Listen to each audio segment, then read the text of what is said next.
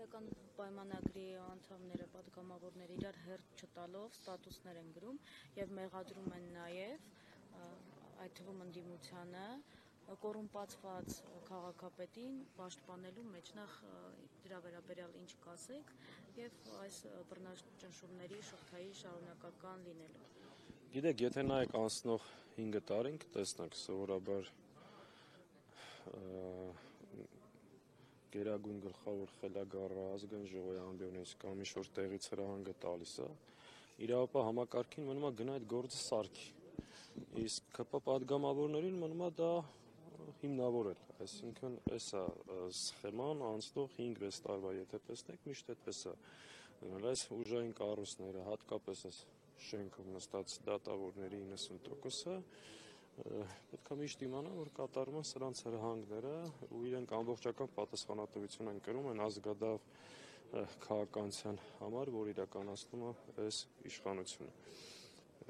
Բնական է, այսինքն իրանք փորձելու են այս կեղծ զապիսներով, այս սարքած չգիտեմ ինչ, ոնց որ մնացած բոլոր դեպքերում։ Այստեղ այլևս ոչ նորություն կա, ոչ էլ չգիտեմ ինչ կա, հավատալ այսօրվա Հայաստանի քննչական մարմնին, դատական համակարգին, դատախասությանը, սրանք պետության շահերի օրինականության հետ վաղուց այլևս կապ չունեն, սրանք ծառայում են մեկ մարդու համար, սրանք ժողովրդավարության թշնամիներն են եւ ամեն օր ապացուցում։ Այս է ժողովրդավարության բաստիոնը։ Եվ նաև ձևը, ինչպես էին ներխուժել Գյումրու քաղաքապետարան, հետո դուռը կոտրելով տարան, մենք օրինակ փոխարենը չտեսանք, որ Փարաքարում սպանություն կատարած կամ դա պատվիրած անձանց նկատմամբ այդպիսի վերաբերմունք ցուցաբերվեր։ Եթե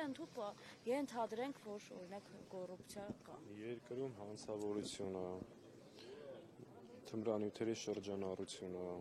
բոլոր տվյալներով տասնյակ անգամներ բազմապատկվելան։ Այսօր մեր երկրի ողջ ուժային համակարգը զբաղվում է բացառապես ընդդիմադիր գործիչներով եւ երկրում ձևավորված դիմադրության օջախները ոչնչացնելով, նաեւ շատ հաճախ խրախուսելով հանցագործությունները, որ կան գոյություն ունեն։ Ինչ վերաբերում է մի ծանոթագիր պետքա տային մարդուն, գար ներկայանար քննչական կոմիտե, բայց չէ, պետքա ուժ ցույց տան, պետքա հարձակվեն, պետքա այս մարդկանց sense հանեն գցեն փողոցները, գնան քաղաքապետարանի դռները ջարդեն, այս ամեն ինչի համար են, որպեսզի վախեցնեն մարդկանց, որովհետև ինքը ամեն անգամ ծանոթանալով սոցիոլոգիական հարցումներին, տիրող իրավիճակին, ընկնում է հիստերիկայի մեջ ու իրան թվում է, թե այս ձերբակալություններով կարող է վերարտադրվել կարելի իր նպատակին հասնել։ Վերջը մի կետ կա, էլի այս ամեն ինչը այլևս վերջանալու է, ասենց չես կարող երկար շարունակել։ Վախեցնել այս արդյունք տվեց, վախեցնելու մոտեցումը Գյումրիում տեսարանները։ Գիտեք, Գյումրեցին այսօր տղամարդավարի, այսպես ասած, թասիբով դուրս եկավ իր քվեն պաշտպանած։ Շատ կարևոր է։ Ես միշտ ասել եմ 5-6 տարի շարունակ կրկնում եմ, այս իշխանության դեմ պայքարելու միակ ճանապարհը սա իրեն համարժեք հակազդեցություն ցույց տալն է։ Բոլոր ուղղություններով, բոլոր հնարավոր ձևերով պետքա պատշաճ հակազդեցություն ցույց տալ։ Այսօր Գյումրեցին վեր կացավ, իր քվեն պաշտպանած։ Այս շատ կարևոր երևույթ էր, որ տեղի ունեցավ։ Նաև ցույց տվեցին, որ ամբողջ երկրի ոստիկանական ուժերը մի քաղաքի, մի մարդու համար ուղղորդեցին դեպի երկրորդ մայրաքաղաք։ Այս կարևոր արձանագրում էր էս։ Եվ նաև վեճմիացնում են ընտրություններ սպասվում, դաշնակցությունը մասնակցելու է։ Հիմա սա նաև փորձ չէ վախեցնել նաև ընտրողներին կամ հիասթափեցնել, ասելով, որ ում ուզում եք ընտրեք, մեկը մենք ենք որոշում, ով պիտի լինի իշխանության։ Շատ կարևոր ձևակերպում տվեցիք, ինքը հենց դա է փորձում անում։ Այս վաղարշապատի ընտրությունից առաջ ինքը ուզում է ասի, որ ում ընտրեք, միևնույնն է իմ ուզածը կլինի, բայց ես առիթից օգտվելով ուզում եմ ասել, այս նաև այդ նպատակով է դա անում, այստեղ պետք է վաղարշապատին ցույց տա ու հերթական վաղարշապատի ընտրությունները պետք է լինի ԿՊ-ին վռնդելու քայլերից մեկը եւ կարծում եմ իր այս քայլերը բերելու է ավելի շատ հակազդեցության մարդկանց կողմից։ Այդ վախի ընտրողը կվախենա, այլ ընդհակառակը։ Այո, ընդհակառակ ընտրողը վրեժ լուծելու համար պետք է գնա ու սրանց իշխանազրկի ու ես հեսօրվա պատկերն էլ ցույց է տալի, որ դա այդպես լինելու է։ Չնայած այս